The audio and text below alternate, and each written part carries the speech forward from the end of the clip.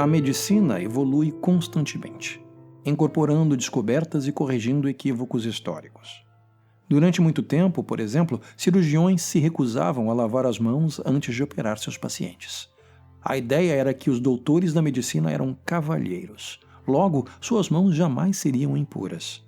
Hoje em dia, isso parece absurdo e arrogante, mas em 1846, quando o médico austríaco Ignaz Philipp Semmelweis propôs que seus colegas adotassem o procedimento de higienização das próprias mãos, sua ideia foi recebida com escárnio e indignação. Semmelweis morreu no ostracismo por ter insinuado que nossos nobres doutores causavam doenças. Na época, a teoria de germes ainda estava distante e a existência de organismos microscópicos era impensável. Mas assim caminha a ciência, a passos lentos, contrária às tradições, lutando contra o geralmente equivocado senso comum. Se nos grandes centros já é difícil confrontar preconceitos, as comunidades mais afastadas são ainda menos propensas ao progresso científico. Na cidade de Jaraguá, no interior de Goiás, a população convive ainda hoje com o que acredita-se seja o resultado dessa resistência ao novo. Em 1964, Luiz Alberto Pontes se mudou para Jaraguá. O pastor fora designado para erguer o templo de sua congregação na cidade. A casa, construída às pressas, teve a maior parte do acabamento finalizada pelo próprio Luiz, que encarregou-se de toda a pintura do casarão. Na época, era a maior residência da Rua das Flores. A ampla sala de estar, aos domingos, acomodava os primeiros fiéis dispostos a ouvir os sermões do pastor Luiz. A cada culto, mais seguidores se uniam à congregação. A família do pastor rapidamente se tornou um modelo na cidade. A esposa, Lara, era liderança e inspiração entre as mães. E as duas lindas filhas, Edith e Sara, abrilhantavam os louvores com suas vozes angelicais. Numa manhã, diante do templo lotado, o cântico de louvor foi interrompido bruscamente. Sara, que parecia mais pálida naquele dia, não demonstrava a característica afinação vocal. A menina perdeu a deixa em um cântico e ficou parada no altar, em transe. Edith repetiu a entrada da música ao piano, mas a irmã continuava hipnotizada. Um murmurinho tomou conta do público. E então, o pastor notou que a mão da filha tremia. Logo, o tremor chegou ao braço e se alastrou por todo o corpo da pequena Sara. Os olhos se reviraram e a menina foi ao chão, como se atingida por um relâmpago. Os fiéis gritaram e clamaram por misericórdia. Lara correu e abraçou a filha, tentando conter os espasmos. O culto, naquela manhã, terminou antes do previsto.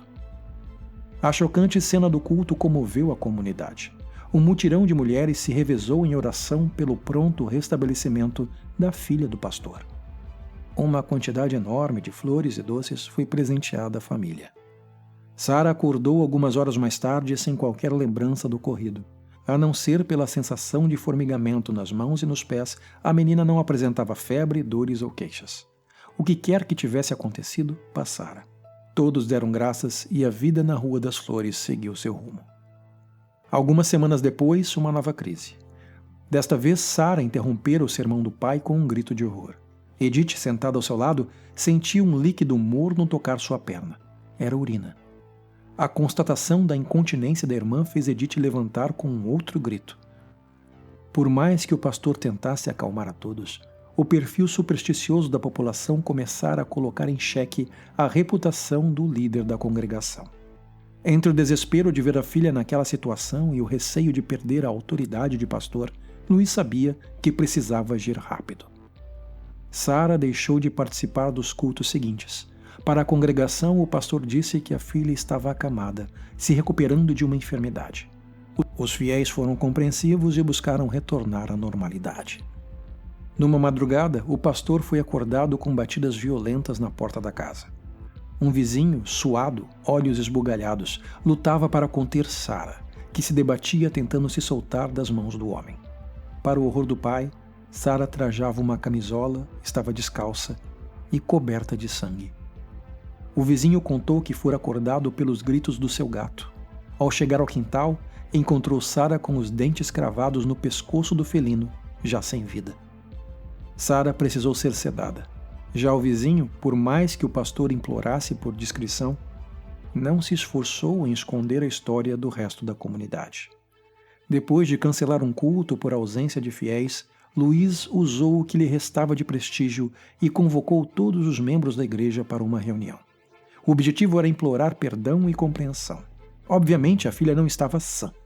O pastor pediu orações pela alma de Sara e prometeu que ela não voltaria a andar desacompanhada pela cidade. Mas, para o horror do pai, agora era Edith quem se debatia no chão, tremendo e salivando em meio à reunião. Quando um membro de uma família apresenta comportamento errático, pode-se atribuir a culpa a doenças do corpo e da mente. Mas quando um segundo integrante apresenta os mesmos sintomas, não demora para que a população busque explicações no sobrenatural.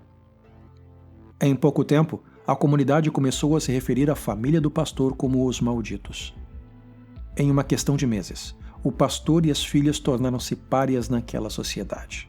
A casa já não recebia mais fiéis. Disposto a continuar com sua missão, Luís passou a pregar em praça pública, apesar do desinteresse dos transeuntes. As pessoas passavam apertando o passo, desviando o olhar, enquanto o pastor pregava e sua esposa o acompanhava num acordeão, com uma melodia triste como ela. Até o dia em que Lara desabou no meio da praça, convulsionando sobre o instrumento. A família do pastor tornou-se reclusa. Apenas Luís ainda era visto comprando mantimentos para casa no mercado da cidade. Durante a noite, no entanto, filhas e a esposa de Luís passaram a perambular pelas ruas de Jaraguá.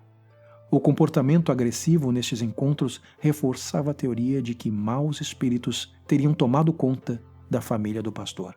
Animais eram encontrados assassinados com brutalidade. Viajantes eram agredidos. Aos poucos, a casa da Rua das Flores foi se transformando em uma fortaleza. O pastor colocou grades nas portas e janelas, ergueu muros, mas os membros da família ainda conseguiam fugir, vez ou outra.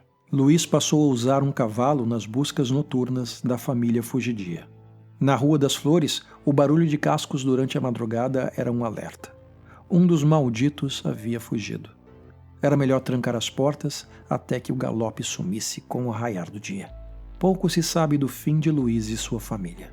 Alguns dizem que se mudaram na calada da noite, deixando tudo para trás. Há quem diga que, tomado pelo desespero, o pastor executou a todas e as enterrou debaixo da casa. Outros acreditam que foram as filhas que mataram o pai e fugiram sem deixar rastros. Décadas mais tarde, alguns estudos constataram contaminação por chumbo na tinta usada na pintura da casa do pastor. Como se sabe hoje em dia, tintas à base de chumbo, muito comuns naquela época, são altamente tóxicas e podem causar alucinações, agressividade e até crises convulsivas. Essa possível explicação para o comportamento da família do pastor chegou com quase 30 anos de atraso. Infelizmente, tarde demais. O que não quer dizer que a ciência teria colocado um fim na tragédia dos amaldiçoados da Rua das Flores. Ainda hoje, as madrugadas silenciosas de Jaraguá costumam ser interrompidas pelo som de um galope que parece surgido do nada. Um galope que ronda a Rua das Flores, em especial a quadra onde a família de Luís costumava morar. A recomendação é para que se tranquem portas e janelas, mas já houve corajosos que ousaram confrontar o cavaleiro da Rua das Flores. Ao ouvirem o galope, estes atrevidos saíram de suas casas e foram em direção ao som, apenas para encontrar a rua deserta e marcas de cascos sobre a rua de chão batido.